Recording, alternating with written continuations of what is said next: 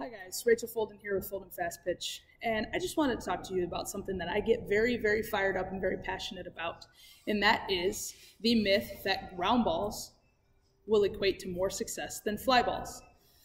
Now, I played softball. I'm 30 years old. I graduated from high school in 2004. Throughout my youth years of playing softball, I heard a lot of people tell me to try to hit the ball on the ground, to try to beat the ball out, make the defender make a mistake. Because if you hit a ball in the air, a defender could just catch it. And it seems logical. However, I found that the hitters that hit a lot of ground balls didn't really get on base a lot. They made a lot of outs. Now, was the occasional error possible? Did they get on base occasionally? Absolutely. However, they didn't consistently hit the ball hard.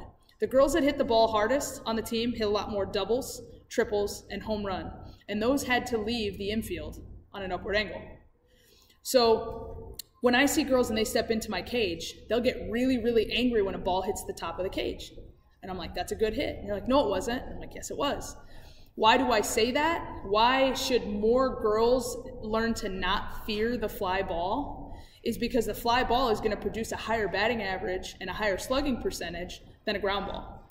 For example, if we hit a hard ground ball, I can hit as hard as I want.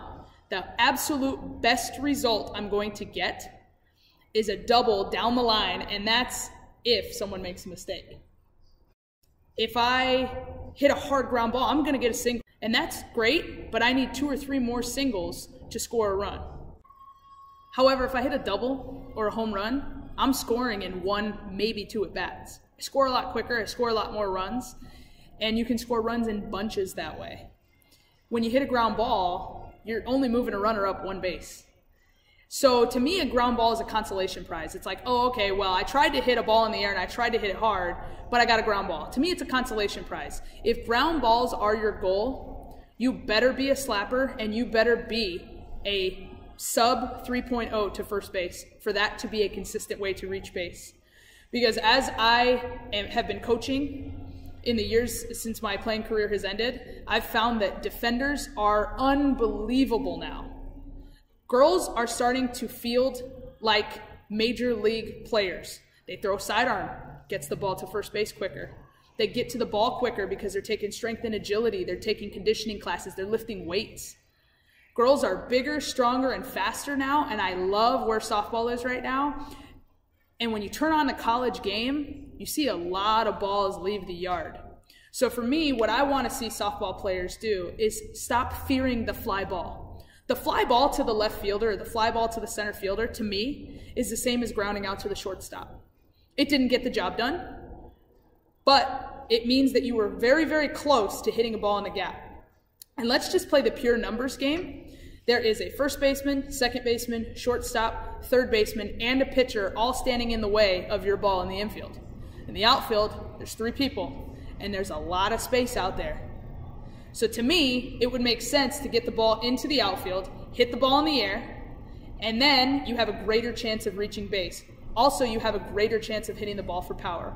So it is my goal through this video for us to understand as softball coaches and players that the game is changing, that we cannot just hit the ball on the ground and force the defenders to make mistakes anymore.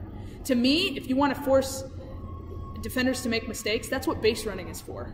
Take the extra base, put pressure on them by base running.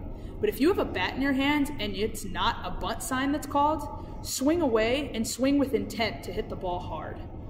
Hit the ball in the air and you will be more successful. I see hitting the ball over the fence and hitting the ball in the air as more fun anyway.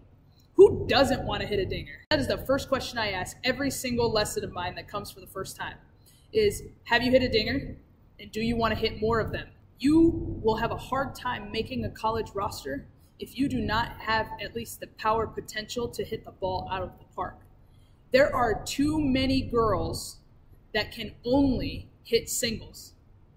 I can find those girls anywhere. I don't have to look very hard for those girls. But the girls that can hit the ball over the fence, if they miss-hit a ball, they'll probably still get a single. If your goal is just to get a single and hit the ball hard on the ground and you miss-hit it, what are you going to get out of it?